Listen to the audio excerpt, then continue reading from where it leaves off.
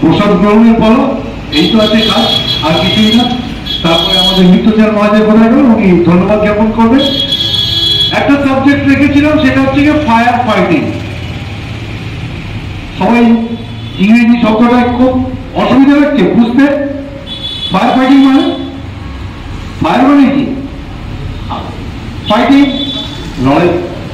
তো fire fighting আগুনের সাথে লড়াই করবো, ঠিক আছে? কি করে করবো? সাবজেক্টটা বিরাট বড়। এই সাবজেক্টটা হচ্ছে কি NBCD বলা হয়, nuclear, biological, chemical and damage control, NBCD, including fire fighting.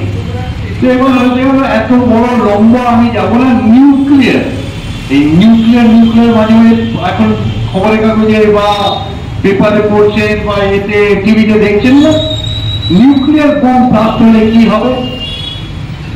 একটা টেম্পারেচার রেজ করবে, জল 100 ডিগ্রি টেম্পারেচারে গরম হয়ে যায়, 6000 ডিগ্রি টেম্পারেচার হবে।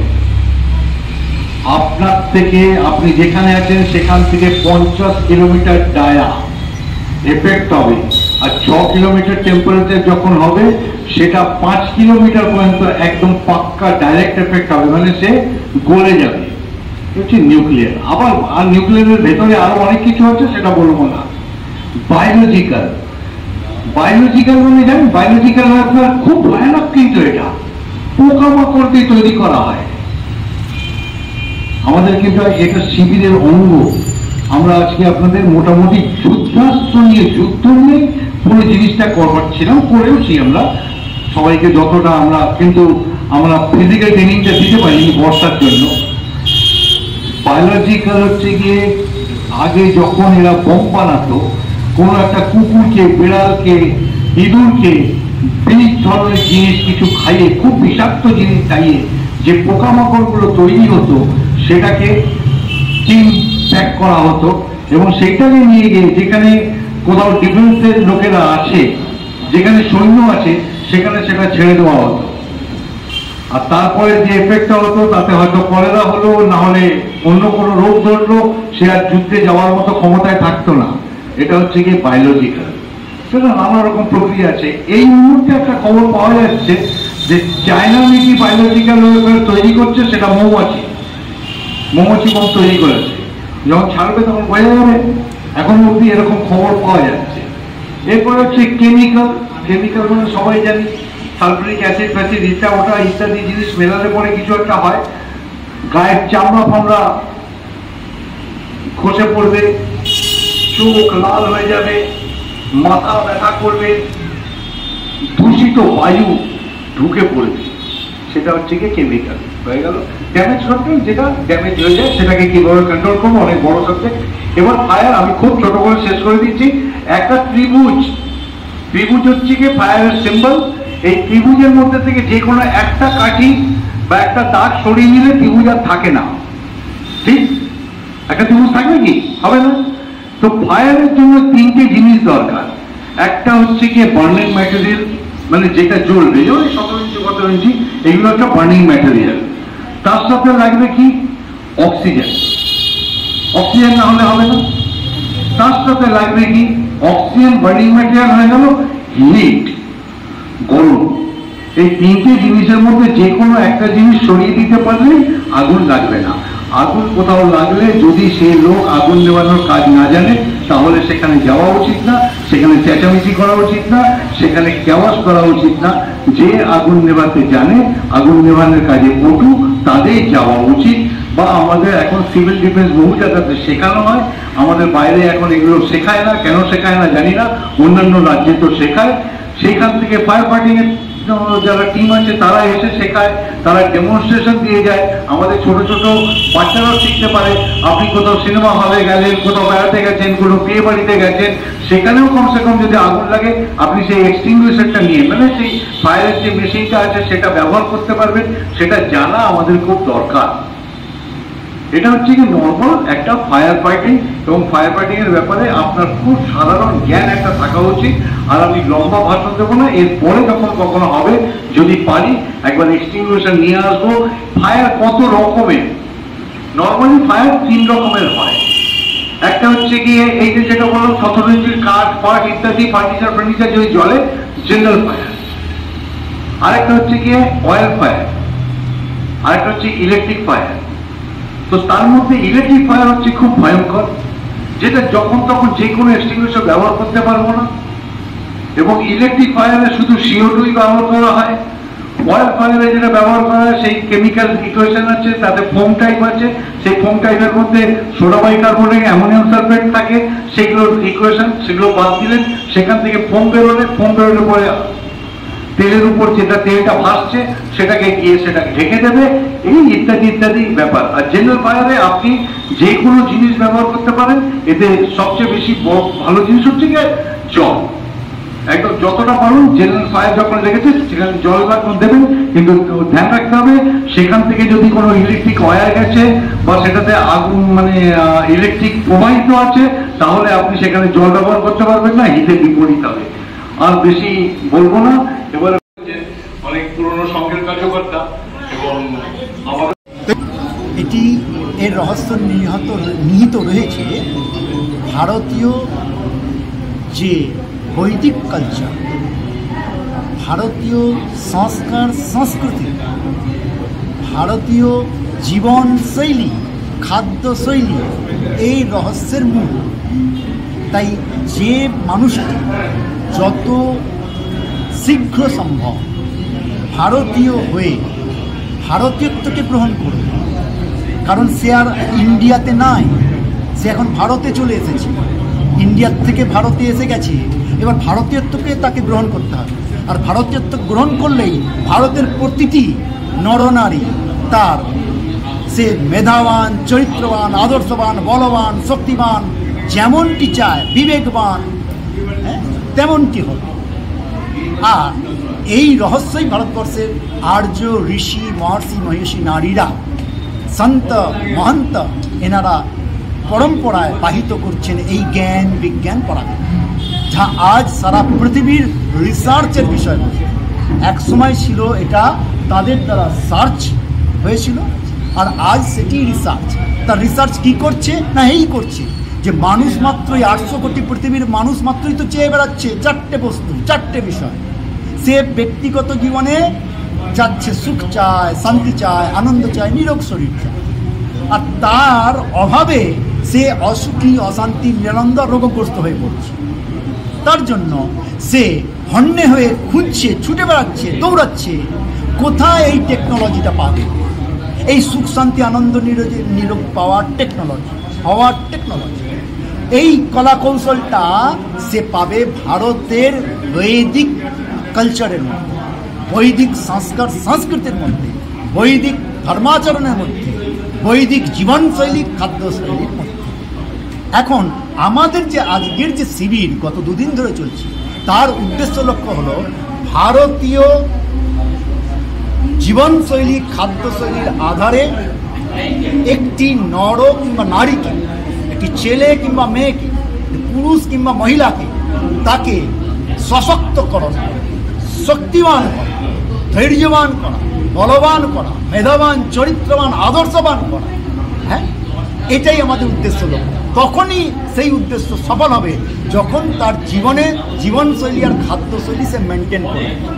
নতুবা ওই সাময়িক কিছু আবেগবশত এই করব সেই করব অনেক কিছু করব বলা হয়, কিন্তু ধৈর্য থাকে না, সেটার জন্যই সে মাঝ রাস্তায় ছেড়ে ছুড়ে পালিয়ে যায়, কিংবা বদনাম করে, কিংবা তার এর প্রতি অনুরক্ত হওয়ার পরিবর্তে বিরক্ত হয়ে পড়ে, যে সমাজের সেবা, দেশের সেবা, সংস্কৃতির সেবা, নিজের সেবা, নিজের আত্মবলটাই ঠিক মতন সে তৈরি করতে পারেনি, কারণ তার পিছনে না জীবনশৈলী ঠিকঠাক আছে, না খাদ্যশৈলী ঠিকঠাক আছে।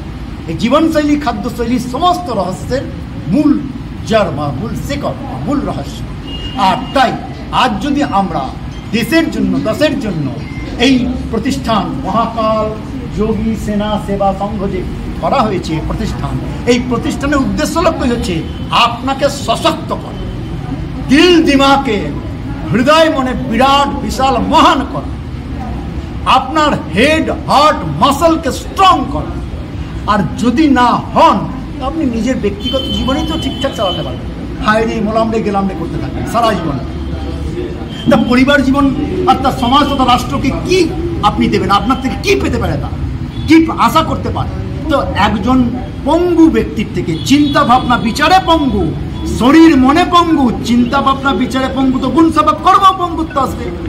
আর যাহা আকছার দেখা যাচ্ছে ঘরে বাইরে সমাজে রাষ্ট্রে, তো চিন্তা ভাবনা বিচারকে পঙ্গুত্ব থেকে মুক্ত করার জন্যই ভারতীয় জীবনশৈলী, ভারতীয় খাদ্যশৈলীর আধারে যে জীবন গড়বে, সে তার দ্বারাই একটা সুস্থ পরিবার হতে পারে, তথা একটা সুস্থ সমাজ হতে পারে, তথা একটা রাষ্ট্র হতে পারে।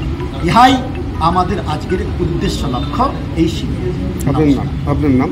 আর কিছু বিষয়, সোমনাথ মহারাজ ভারতীয় জ্ঞান যোগপীঠ মিশনের অধ্যক্ষ, পতঞ্জলি হরিদ্বার যোগপীঠের যোগাচার্য, ভারত স্বাভিমান আন্দোলনের প্রবক্তা, রাষ্ট্রীয় স্বয়ংসেবক সংঘের গো বিজ্ঞান কথাবাচক এবং ট্রেনার, শ্রীহরি সৎসঙ্গ সমিতির আমি প্রাক্তন প্রধান আচার্য বৃন্দাবন এবং নবদ্বীপের, আর বর্তমানে এই মুহূর্তে আমি এই প্রতিষ্ঠানের একজন সদস্য। আজকে আমরা উদ্দেশ্যটা, আমরা এই কদিন যে অবগত হয়েছে পশ্চিমবঙ্গের ক্ষেত্রে, যেটা হচ্ছে যে আমরা ভারতবর্ষের সনাতন হিন্দু ধর্মাবলম্বীদের দেশ ছিল, কিন্তু আমরা পরাধীনতা হতে হতে সেটা আমরা ভুলে গেছি। এবং আমরা মুর্শিদাবাদ এবং খিদুরপুর যেভাবে জিহাদি আক্রমণ চলছে এবং বাংলাদেশি মুসলমানরা অনুপ্রবেশ করছে, এতদিন পর্যন্ত হিন্দুরা প্রথমে প্রতিবাদ করতে শিখেছিল, তারপরে আস্তে ধীরে ধীরে প্রতিরোধ করতে শিখেছে, কিন্তু এবার প্রতিশোধের পালা এসে গেছে। কারণ একটা ডায়ালগ আমরা খুব ছোটোবেলায়, আমরা যখন ছোটো ছিলাম, আপনারা যখন ছোটো ছিলেন, খুব মানে বাজারে বেরিয়েছিল যে গব্বারতে এক মানবে তাম চার মারেঙ্গে। তাহলে আমাদের হিন্দুদের রক্ষা করতে গেলে সেই চারটে যদি মারতে যায়, তার রণকৌশল তৈরি করতে হবে। তাই এই রণকৌশলকে এদের শেখানো হচ্ছে। আমাদের প্রাক্তন সেনাকর্মী যারা রয়েছেন, তারা তাদের আত্মরক্ষা করার জন্য কীভাবে আত্মরক্ষা করা যায় সেই সেনা তৈরি করা হচ্ছে। এবং শুধু তাই না, দেশকে কীভাবে ভালোবাসতে হবে, দেশমাতৃকে কীভাবে সেবা করতে হবে। কারণ আমরা দেখেছি যে কী হারে পাকিস্তান থেকে আমাদের পেহেলগামে আমাদের হিন্দুদের বেছে বেছে হত্যা করেছিল। তাই মা বোনেদেরকে রক্ষা করার জন্য এবং আমাদের হিন্দু ধর্মদের রক্ষা করার জন্য এবং দেশমাতৃকে রক্ষা করার জন্য ভারতীয় সেনাদের সঙ্গে, রাষ্ট্রের সেনাদের সাথে কাঁধে কাঁধ মিলিয়ে আমাদের মহাকাল নাগযোগী সেনা যুদ্ধ করবে। আপনার নাম? আমার নাম হচ্ছে যোগী মৃত্যুঞ্জয় নাথ, মহাকাল নাগযোগী সেবা সংঘের আমি হচ্ছে ফাউন্ডার প্রেসিডেন্ট।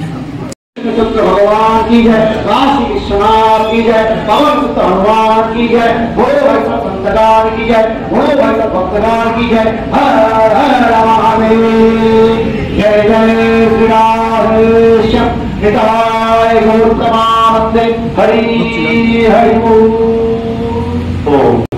खुजा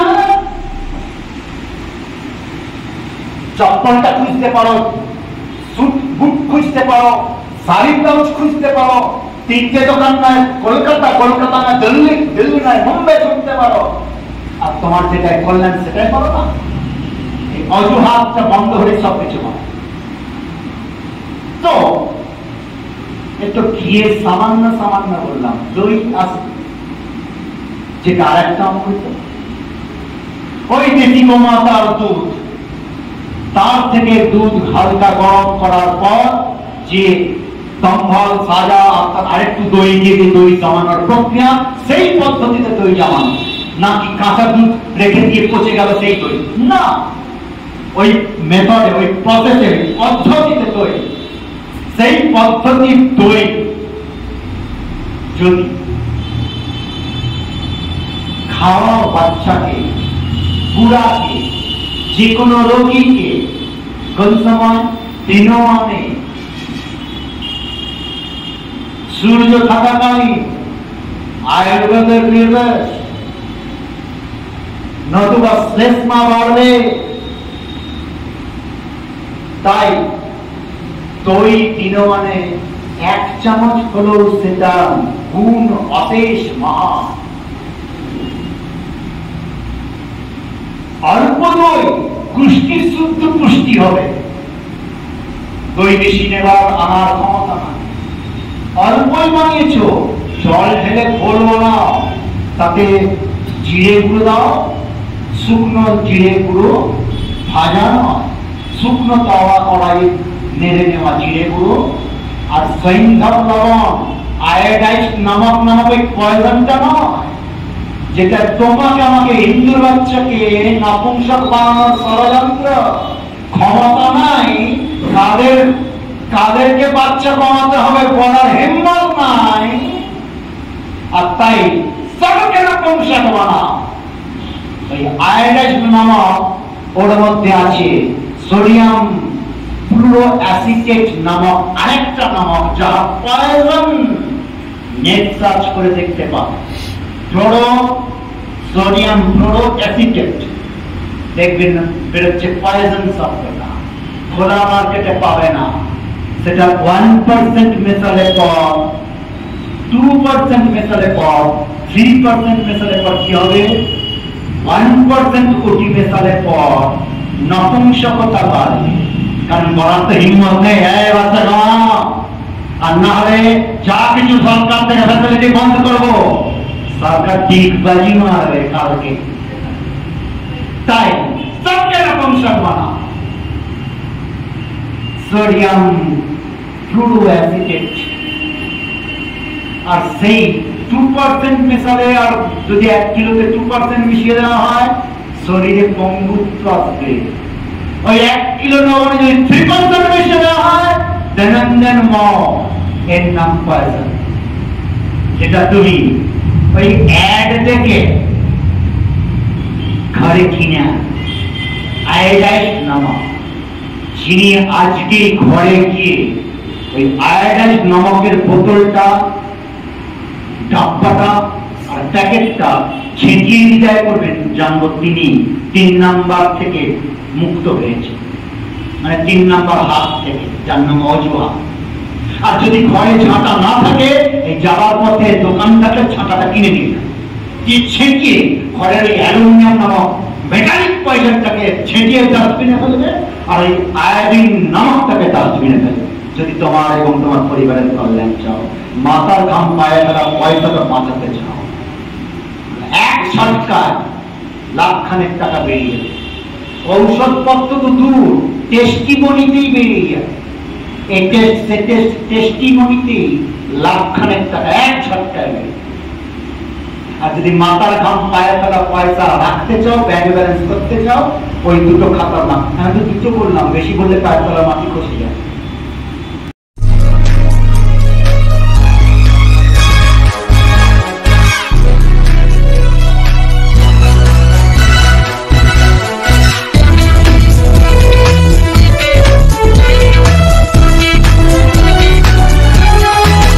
আপনারা দেখছেন এনপিএস নিউজ, সবার সাথে সবার মাঝে।